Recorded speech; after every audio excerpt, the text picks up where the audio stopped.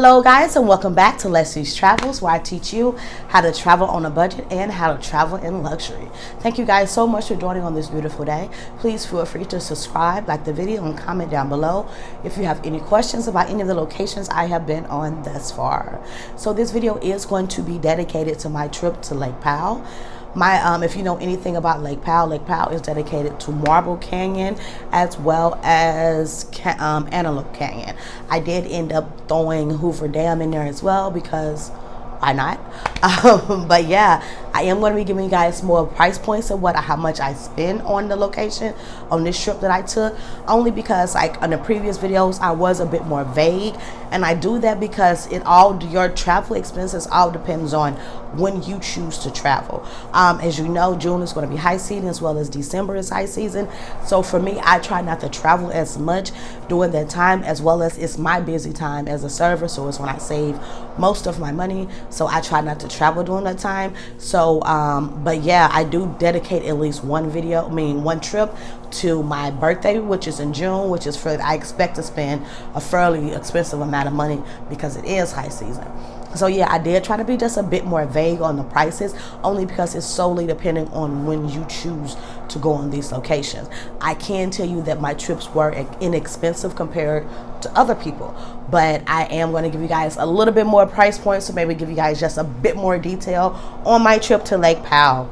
So let's jump right on into it. How I started off in my Lake Powell trip, I flew into Vegas because Vegas was the cheapest place to fly into. From there, I drove to Hoover Dam. I flew in on the 19th. I was there from the 19th to the 25th, if I'm not mistaken. And I did go directly into Hoover Dam, drove directly there. I flew in early in the morning time, so it would give me enough time to drive into Hoover Dam.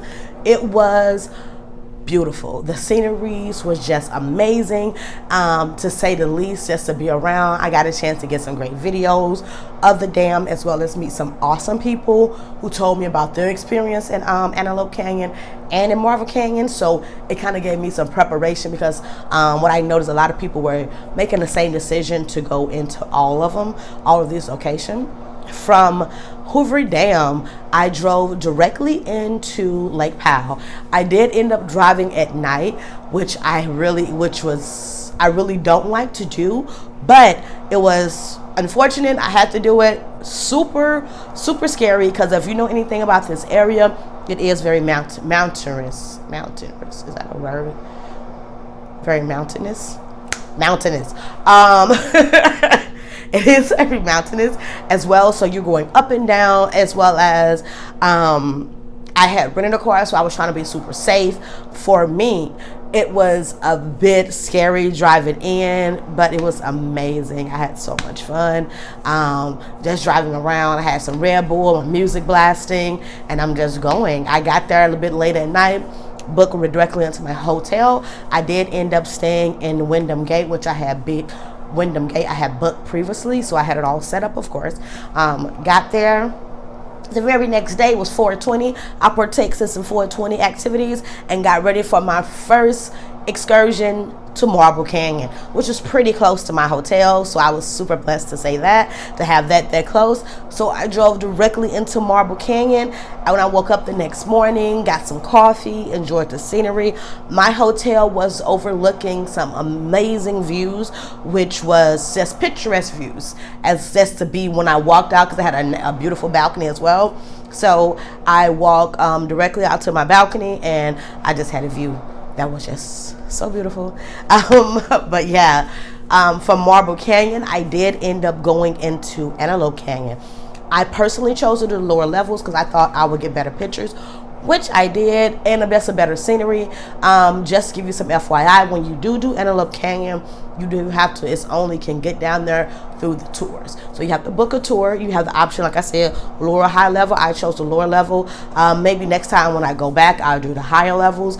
But all in all, the views and the scenery, just to get an understanding of how these rock formations were formed, and just to be there in this location with families and kids. And you know, kids are always super excited, so they just make you excited. So for me, the tour between Marble Canyon and Antelope Canyon was breathtaking. I had so many amazing views. I was blessed for my tour guide to be able to do a little bit of photography for me. I got some amazing and very beautiful pictures as well. I'm super thankful for them to be able to do that. But from my from Antelope Canyon, I slept over the next day, just enjoyed the scenery, did a little bit more sightseeing, kind of did the same thing the next day just because I, just see the views. It's beautiful. Like, why not give it a go? But yeah, I did from there drive back to Vegas. When I did my Vegas trip, I stayed one day on the Strip. I don't even count that as a trip. For me, personally, I think Vegas is better as a group activity. So I didn't think it was really important for me to go out and do Vegas. I did a little bit of gambling, got some awesome food. I am not really a big foodie, but I can say Vegas did do very well. But yeah, it was pretty cool. From there, just to give you guys a little bit of price points, I flew out from Vegas to back to my home, which is Orlando, which was super inexpensive. Give you some price points so you'll know exactly how much I did spend. For my flight was under $300. My hotel fees as far as Lake Powell was, I think, under $200, and my hotel fee in Vegas was under $100. And my car fees was maybe I know it's under $200. But also, all in all, I would say, just to give it a round figure, I say I spent about $700 for a 4-day vacation, which was super inexpensive. Like I said, I'm not big on foodies, so it wasn't necessary for me to spend a lot of food. It was just $420, so you don't want junk. So I just ate a bunch of junk. So if you are expecting to add, like maybe you are a foodie and you want more chance to do stuff like that, think about it. I went there April the 19th through the 25th.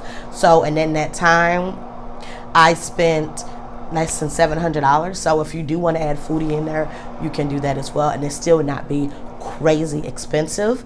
But for me, it was super inexpensive. Like I said, I'm a solo traveler, so it's easy for me just to eat junk or just to like I said, for my breakfast, maybe eat it at home or eat in my Airbnb or get a continental breakfast, and then spend a bit more expensive food eating out at night.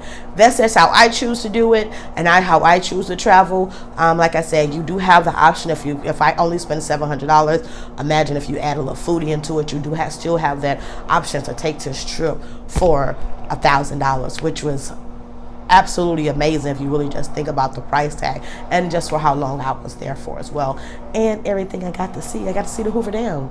Like, it was pretty cool. But yeah, those were my price points. My next video is going to be dedicated to my trip to Paris, which was super, super cool. I had so much fun. Can't wait to give you guys all the details on that as well. I got so many pictures, and I did just a little bit of blogging. I'm super excited about that. But yeah, you guys, want to leave you guys with just a piece of advice like I try to do all the time.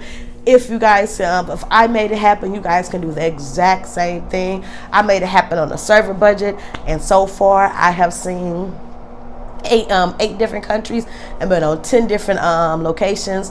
So yeah, if I made it happen, you can do the exact same thing. Thank you guys so much for joining. Please feel free to subscribe, like the video, comment down below if you have any questions about any of the locations I have been on thus far. And thank you guys for joining Leslie's Travels, and safe travels. Peace.